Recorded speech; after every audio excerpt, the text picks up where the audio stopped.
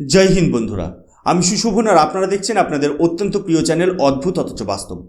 আজকের এপিসোডে আমরা এমন একটা বিষয় নিয়ে আলোচনা করব যা ভারতের স্ট্র্যাটেজিক জয় এবং আমাদের প্রতিবেশী দেশ পাকিস্তানের জন্য এক বিরাট দুঃস্বপ্ন হয়ে দাঁড়িয়েছে। ভারত সরকার অবশেষে জম্মু কাশ্মীরের চেনাব নদীর ওপর এক বিশাল হাইড্রো ইলেকট্রিক প্রজেক্টের জন্য গ্রিন সিগন্যাল দিয়ে দিয়েছে। ৩২০০ কোটি টাকার এই মেগা প্রজেক্ট, যার নাম ডালহস্তি 2, সেটি এখন বাস্তবায়নের পথে। কিন্তু প্রশ্ন হলো, কেন এই প্রজেক্ট নিয়ে পাকিস্তান আন্তর্জাতিক মহলে ফের একবার কান্নাকাটি শুরু করেছে? কেন ভারতের এই একটা প্রজেক্ট পাকিস্তানের রাতের ঘুম উড়িয়ে দিচ্ছে? বন্ধুরা, ভারত এখন আর সেই পুরনো দিনের ভারত নেই, যারা দপ্তরে দপ্তরে ফাইল জমিয়ে রাখত। বর্তমান ভারত সরকার এখন অ্যাকশন নিতে জানে। গত বছরের শেষ সপ্তাহে এনভায়রনমেন্টাল ক্লিয়ারেন্স কমিটি যখন এই ডালহস্তি 2 প্রজেক্টের অনুমতি দিল, তখনই স্পষ্ট হয়ে গিয়েছিল যে ভারত তার জলের অধিকার পূর্ণ মাত্রায় ব্যবহার করতে চলেছে। চেনাব নদীর উপর অলরেডি আমাদের বাগলিহার, সালাল এবং ডালহস্তি 1 প্রজেক্ট চলছে, কিন্তু ৩৯০ মেগাওয়াটের ডালহস্তি 1-এর ক্ষমতাকে আরেকটু বৃদ্ধি করতে ২৬০ মেগাওয়াটের এই নতুন এক্সটেনশন প্রজেক্টটি আনা হয়েছে। এর মানে হলো সব মিলিয়ে প্রায় ৬৫০ মেগাওয়াট বিদ্যুৎ আমরা শুধুমাত্র এই একটি পয়েন্ট থেকেই পাব। ভাবুন একবার, এই পরিমাণ বিদ্যুৎ যখন জম্মু কাশ্মীরের পাহাড়ের বুকে তৈরি হবে, তখন সেখানকার অর্থনীতির চাকা কতটা দ্রুত ঘুরবে। কিন্তু এর আসল কারিগরি দিকটা বুঝলে আপনি অবাক হবেন। এটি একটি run of the river project, অর্থাৎ নদীর স্বাভাবিক স্রোতকে ব্যবহার করে বিদ্যুৎ তৈরি করা হবে। ৩৬৮৫ মিটারের একটি আন্ডারগ্রাউন্ড টানেল তৈরি করা হবে, যেখান দিয়ে জল প্রবাহিত হয়ে বিশাল বিশাল টারবাইন ঘোরাবে। বছরে ৮০৩ মিলিয়ন ইউনিট বিদ্যুৎ তৈরি করার লক্ষ্যমাত্রা নেওয়া হয়েছে।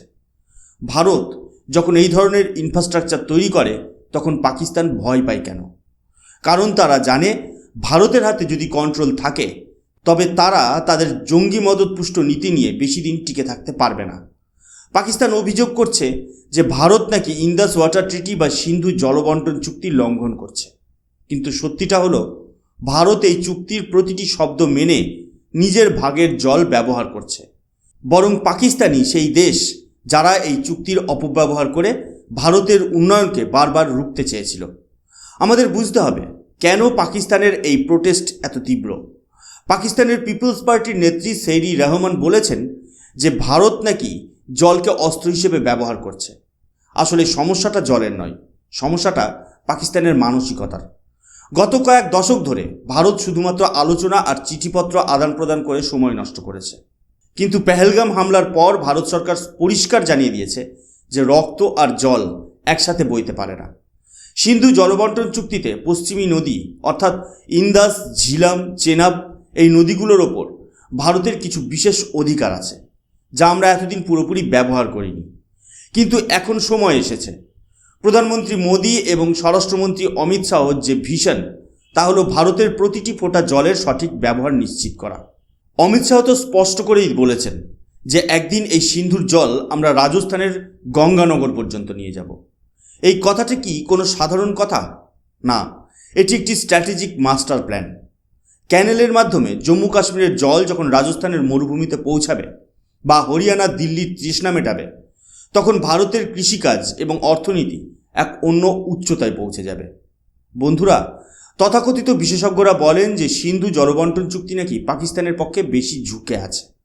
বিখ্যাত বিশেষজ্ঞ ব্রহ্মা চেলানি একটি পরিসংখ্যানে দেখিয়েছেন যে সিন্ধু অববাহিকার প্রায় ৮০% জল পাকিস্তান পায়, আর ভারতের হাতে থাকে মাত্র ২০%, যেখানে জনসংখ্যার দিক থেকে ভারত অনেক বড়। এই বৈষম্য ভারত আর সহ্য করবে না।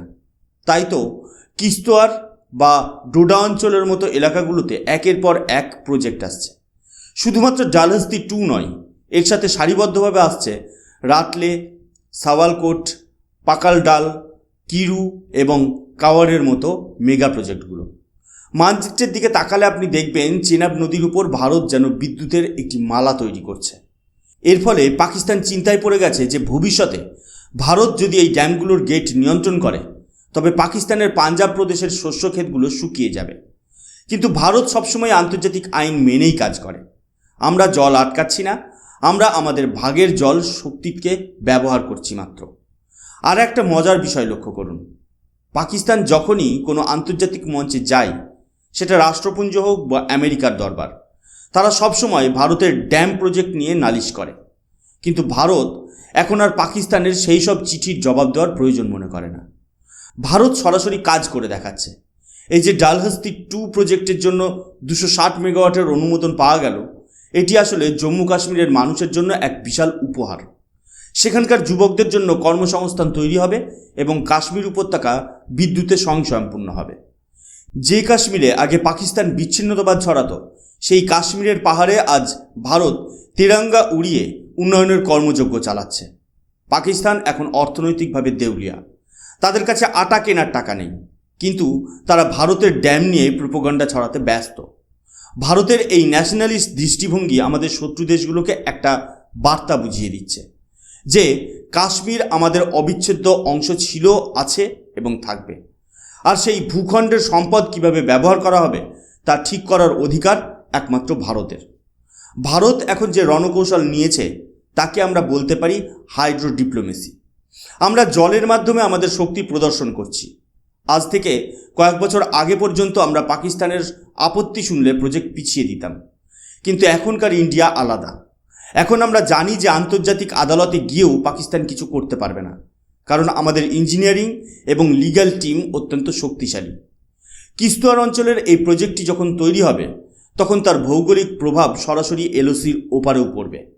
পাকিস্তান এখন ভারতের সাথে আলোচনা করতে চাইছে, চিঠি লিখছে, কিন্তু ভারতের অবস্থান খুব স্পষ্ট। সন্ত্রাসবাদ আর আলোচনা একসঙ্গে চলতে পারে না। তাই আমরা আমাদের পরিকাঠামো উন্নয়নের কাজ এক মুহূর্তের জন্যও থামাবো না। আপনারা কি জানেন এই প্রজেক্টগুলোর ফলে জম্মু কাশ্মীর ভারতের এনার্জি হাব হয়ে উঠতে চলেছে? যখন চেনাব নদীর ওপর এই 7-8টি প্রজেক্ট পূর্ণ ক্ষমতায় কাজ শুরু করবে, তখন ভারতের গ্রিডে কয়েক হাজার মেগাওয়াট অতিরিক্ত বিদ্যুৎ যুক্ত হবে। এতে উত্তর ভারতের রাজ্যগুলোর বিদ্যুতের ঘাটতি মিটবে এবং শিল্পায়ন ত্বরান্বিত হবে। পাকিস্তান ভয় পাচ্ছে যে ভারত যদি সিন্ধু চুক্তি রিফর্ম বা সংস্কার করার দাবি তোলে, তবে তাদের অস্তিত্ব সংকটে পড়বে। আসলে ভারত এই চুক্তিতে পরিবর্তন আনার জন্য অলরেডি পদক্ষেপ নিতে শুরু করেছে। আমরা এখন আর নীরব দর্শক নই। আমাদের জাতীয়তাবাদ কেবল আবেগ নয়, এটি এখন আমাদের নীতির অংশ। পরিশেষে একটা কথা বলতেই হয়, ভারত সরকারের এই সিদ্ধান্ত পাকিস্তানের কফিনে শেষ পেরেক পুঁতে দেওয়ার মতো। প্রধানমন্ত্রী মোদি একবার বলেছিলেন যে এখন থেকে পাকিস্তানের সাথে কোনো বাণিজ্য বা জল নিয়ে আলোচনা হবে না। যদি আলোচনা হয়, তবে তা হবে কেবল পিওকে বা পাক অধিকৃত কাশ্মীর নিয়ে। ভারতের এই আগ্রাসী উন্নয়ন নীতি প্রমাণ করে দিচ্ছে যে আমরা আমাদের হারানো ভূখণ্ড এবং আমাদের প্রাপ্য অধিকার ফিরে পাওয়ার জন্য প্রস্তুত। ডালহস্তি 2 কেবল একটি ড্যাম নয়, এটি ভারতের সার্বভৌমত্বের প্রতীক। এই বিশাল কর্মযজ্ঞের মাধ্যমে আমরা বিশ্বকে বুঝিয়ে দিচ্ছি যে দক্ষিণ এশিয়ায় ভারতের আধিপত্য প্রশ্নাতীত। বন্ধুরা, ভারতের এই উন্নয়ন এবং পাকিস্তানের এই করুণ দশা নিয়ে আপনাদের কি মতামত? আপনাদের কি মনে হয় সিন্ধু জলবন্টন চুক্তি এবার ছিঁড়ে ফেলে নতুন করে লেখা উচিত, নাকি ভারতের এভাবেই নিঃশব্দে নিজেদের ড্যাম প্রজেক্টগুলো শেষ করা উচিত? কমেন্ট সেকশনে অবশ্যই আপনাদের মূল্যবান মতামত জানাবেন। ভারতের এই জয়যাত্রা রুখে দেওয়ার ক্ষমতা কারণ নেই। আজকের মতো বিদায় নিচ্ছি। দেখা হবে পরবর্তী কোনো এক রোমাঞ্চকর এবং জাতীয়তাবাদী এপিসোডে। ততক্ষণ পর্যন্ত সুস্থ থাকুন, দেশের পাশে থাকুন। জয় হিন্দ, বন্দে মাতরম, ভারত মাতা কি জয়।